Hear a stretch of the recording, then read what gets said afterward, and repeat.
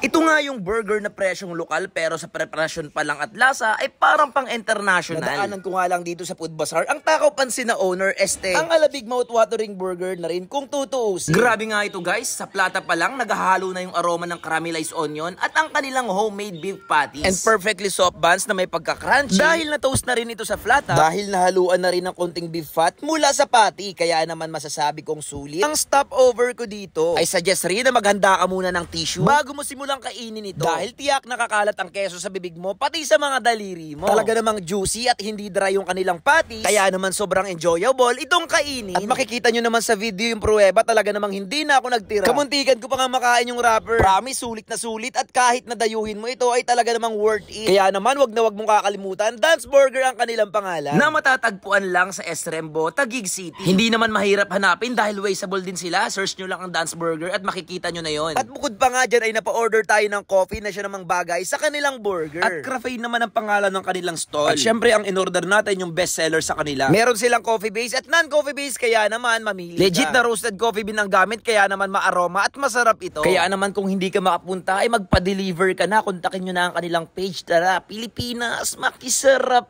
na!